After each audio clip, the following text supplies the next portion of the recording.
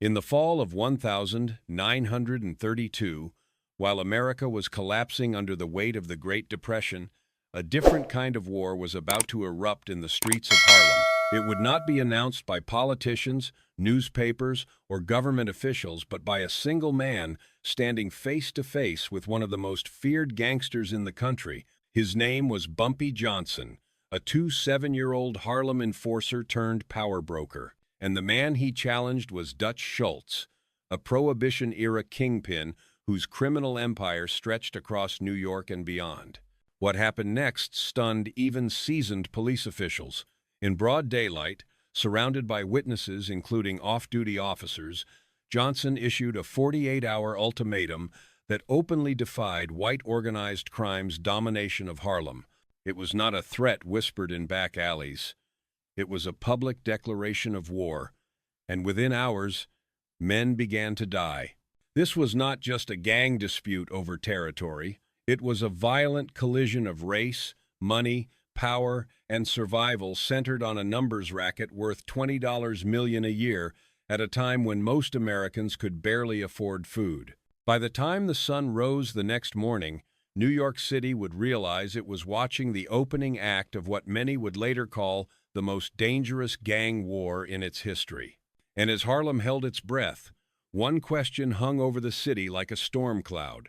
Would Dutch Schultz back down, or would Harlem be turned into a battlefield? On the afternoon of the 15th of September, 1932, Harlem was not expecting history to change. Inside the Renaissance Ballroom on West 138th Street, a private meeting was underway. Dutch Schultz, one of the most powerful and violent criminals in America, sat surrounded by his top lieutenants, confident, untouchable, and convinced that Harlem was already his. For the past 18 months, Schultz's organization had been systematically invading the neighborhood's policy gambling business, forcing black operators to sell at a fraction of their value, beating or killing those who resisted, and siphoning millions of dollars out of the community. By that point, police estimated Schultz controlled nearly 40% of Harlem's numbers racket. No one inside that room believed he could be stopped. Then the doors opened. Flanked by more than 24 armed associates, Bumpy Johnson walked in calm, deliberate, and fully aware that nearly 100 witnesses were watching, including off-duty police officers. Johnson did not shout. He did not posture. He walked directly to Schultz's table and delivered a message so blunt that it left no room for negotiation. Schultz had 48 hours to remove every collector, every enforcer, every truck, and every policy operator from Harlem. After that deadline, Johnson promised any white man found running numbers in Harlem would be killed. It didn't matter whether that man was a low-level collector or Dutch Schultz himself. At first, Schultz laughed. To him, this sounded like empty bravado from a younger gangster whose organization he believed he was already destroying.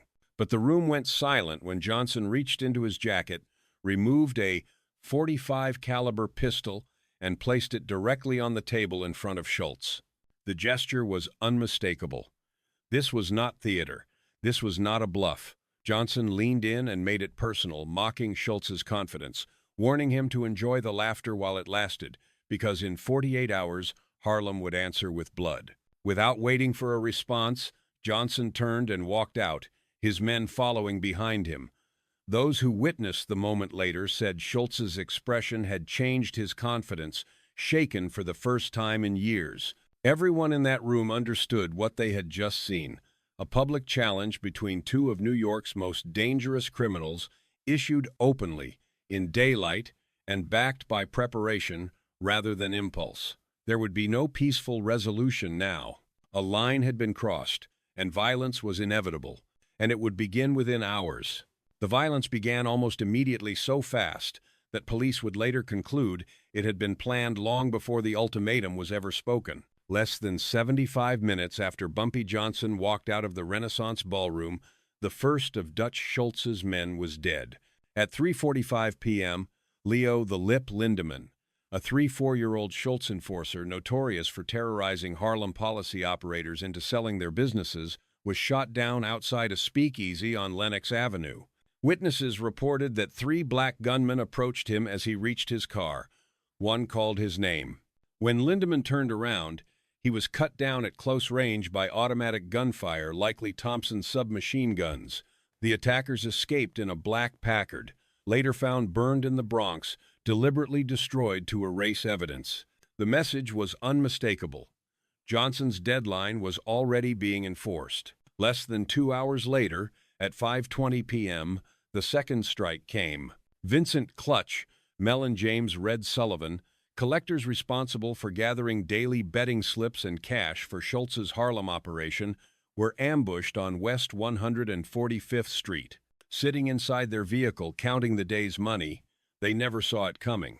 A truck pulled alongside them, and at least 4 gunmen opened fire with automatic weapons. Police estimated more than 100 rounds were fired. Both men were killed instantly. The attack took place in broad daylight on a busy street with civilians nearby, yet, almost unbelievably, no bystanders were hit. By 8:30 p.m., the war escalated again.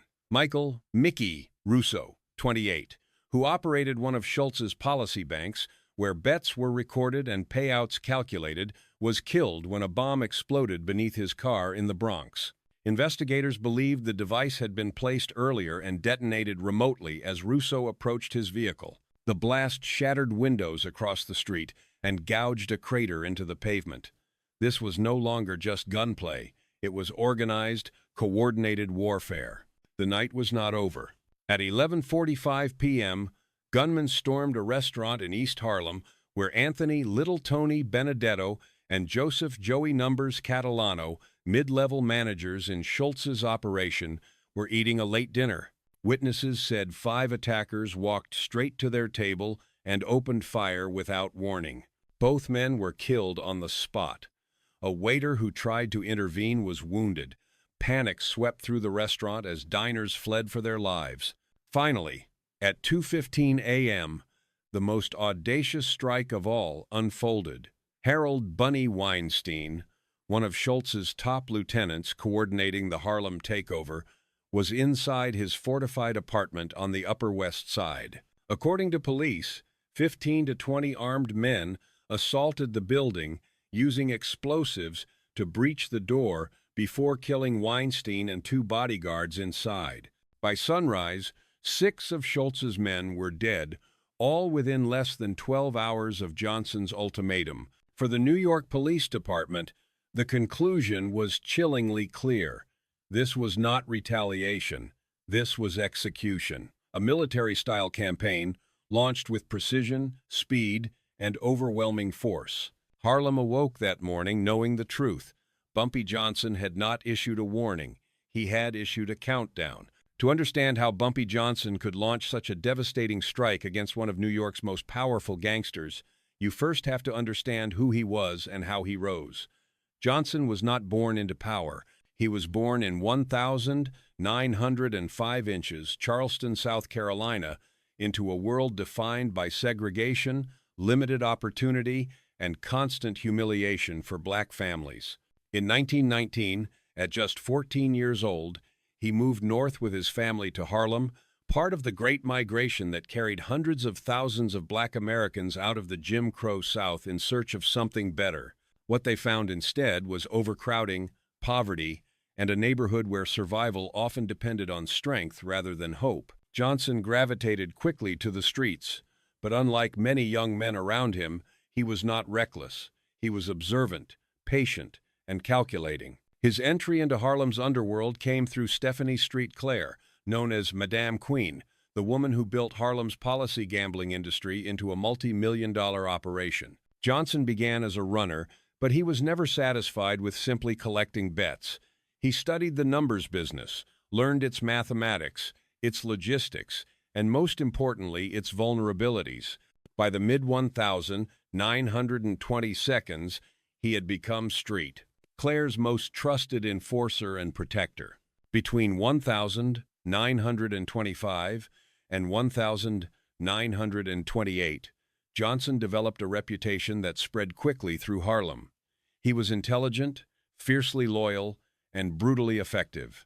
Police suspected him in the killings of at least a dozen men who had tried to rob policy banks or threatened Street Claire's organization, but witnesses never came forward. In Harlem, people understood the unspoken rule. Johnson protected those who belonged to the community and destroyed those who preyed on it. Then, in 1928, Johnson vanished. For nearly 2 years, he disappeared from Harlem entirely. Rumors circulated that he had gone to Chicago, though no one could say why. When he returned in 1930, he was different. He had money, he had connections, and he had knowledge of large-scale criminal organization that he hadn't possessed before. Observers later believed this mysterious absence was the moment Johnson transformed from a feared enforcer into a strategist capable of running an empire. From 1930 to 1932, Johnson expanded aggressively. He took over multiple policy banks, consolidated smaller operations, and built what law enforcement estimated to be a $5 million per year gambling empire. But his power wasn't built on fear alone. Johnson employed hundreds of Harlem residents, protected black operators from white gangs, and quietly donated money to churches and charities. To many in the neighborhood, he was not just a criminal, he was a shield. That loyalty mattered. Because when Dutch Schultz began his brutal takeover of Harlem's numbers racket-killing operators, forcing sales, and extracting wealth while giving nothing back, Johnson wasn't just defending his business. He was defending his position as Harlem's protector. And by the time Schultz realized what kind of man he was dealing with, Johnson had already spent months preparing for war. To understand why Harlem became a killing ground, you have to understand Dutch Schultz and the empire he brought with him. Born Arthur Flegenheimer in 1902, the son of German Jewish immigrants in the Bronx, Schultz grew up surrounded by instability. After his father abandoned the family and his mother struggled to survive, crime became not a choice, but a path. As a teenager, he fell in with street gangs and eventually adopted the name Dutch Schultz, believing the Germanic sound would strike more fear in New York's Irish and Italian underworld than his Jewish surname ever could. Schultz's rise was fueled by Prohibition. As alcohol was driven underground, he built a vast bootlegging operation across the Bronx and northern Manhattan, distributing beer on a scale few rivals could match. But what truly set Schultz apart was corruption. He bribed police officers, judges, and politicians so extensively that even other gangsters were stunned. By 1930, Schultz was openly living like a king, luxury apartments, expensive suits, fine restaurants, operating with near total immunity from prosecution. His criminal holdings were estimated to generate more than $50 million a year, making him one of the wealthiest and most dangerous criminals in America. But Schultz saw the future, and it worried him. Prohibition was under attack. Public support was collapsing. And if alcohol became legal again, his empire would shrink overnight. Schultz needed rackets that would remain illegal, no matter what Washington decided. Harlem's policy gambling operations were the perfect solution. Starting in early 1931, Schultz began a calculated invasion of Harlem.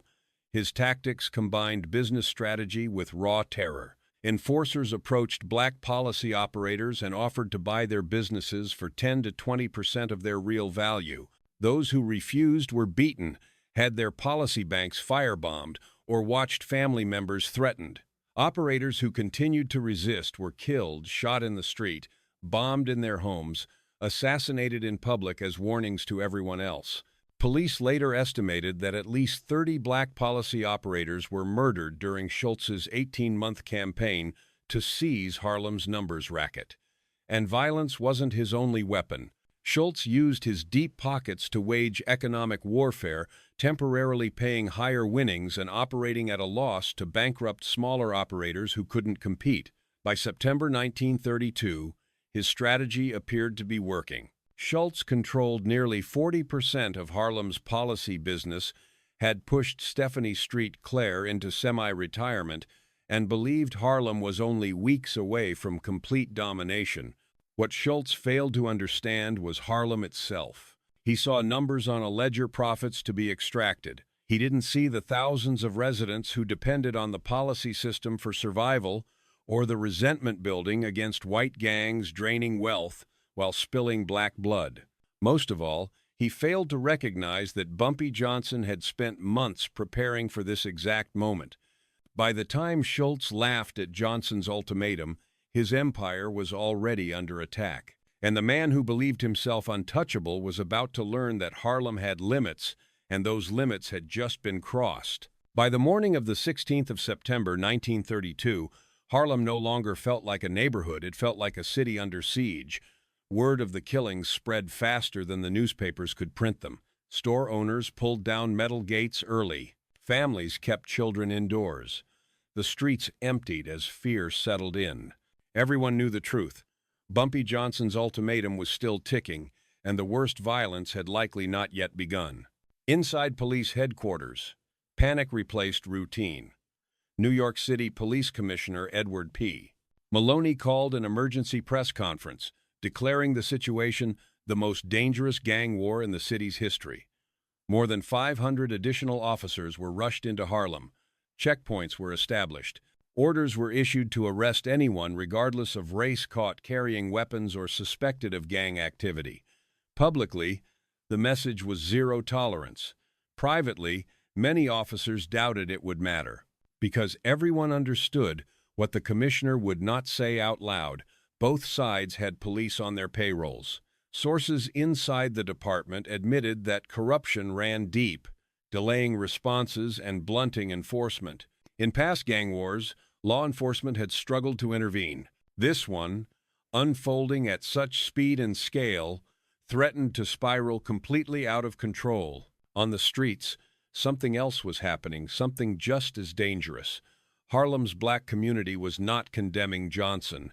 In many corners, it was quietly supporting him. To residents who had watched Dutch Schultz's men murder policy operators, extort families, and drain millions from the neighborhood, this was not just a criminal feud, it was seen as resistance. A fight over who controlled Harlem's economy and whether outsiders could terrorize the community without consequence. That sentiment was echoed, carefully but unmistakably, by Adam Clayton Powell Sr., the influential pastor of Abyssinian Baptist Church. In a public statement, he stopped short of endorsing violence, but acknowledged the suffering Harlem had endured under Schultz's reign. To many listeners, his words sounded like moral justification. Johnson, they believed, was not attacking, he was defending. As Friday evening approached, the tension became unbearable. Police warned residents to stay inside. Rumors flew that both organizations were stockpiling weapons, positioning gunmen, and identifying targets. Trucks carrying armed men were reportedly seen entering Harlem from the Bronx and New Jersey. Meanwhile, Johnson's forces were said to be preparing rooftop positions and escape routes. The sense of inevitability was crushing. By nightfall, approximately 27 hours remained before the 48-hour deadline expired. Harlem waited, silent and anxious, knowing that what happened next would decide everything, whether Dutch Schultz would retreat, negotiate, or unleash an all-out war that could turn the neighborhood into a graveyard. As Saturday, the 17th of September, 1932 approached, New York City entered a state of suspended breath. Less than 16 hours remained before the 2:30 p.m. deadline, the moment when Bumpy Johnson's ultimatum would expire. Police reports confirmed that both organizations were fully mobilized. Weapons were being distributed. Gunmen were being positioned. Targets had already been selected. Whatever happened next would not be spontaneous. It would be executed. Observers inside law enforcement and the criminal underworld agreed that only 3 outcomes were now possible. The first was retreat. Dutch Schultz could choose to withdraw his operation from Harlem, cut his losses, and avoid further bloodshed. In theory, it was the safest option. In reality, few believed it would happen. Schultz had invested too much money, spilled too much blood, and built too much of his reputation on fear to accept public humiliation, especially at the hands of a black gangster. Retreat would signal weakness, and weakness was fatal in the underworld. The second possibility was a negotiated settlement. Intermediaries could attempt to divide Harlem into territories, allowing both sides to operate under strict boundaries. But after the killings of the past 24 hours and after such a public challenge, compromise seemed impossible. Any agreement would require one side to lose face, and neither side appeared willing to blink. The third option was the one most feared: all-out war, coordinated attacks, mass ambushes. Dozens, possibly hundreds of casualties before one organization collapsed or the authorities intervened. Harlem, already emptied of civilians, could become a battlefield unlike anything New York had ever seen. At the highest levels of government, alarms were sounding. Federal officials in Washington were monitoring the situation closely. Sources confirmed that J. Edgar Hoover, head of the Federal Bureau of Investigation, had ordered agents in New York to begin quietly investigating both organizations for federal crimes: prohibition violations, interstate racketeering, and, most critically, income tax evasion. The lesson of Al Capone's conviction was fresh in everyone's mind.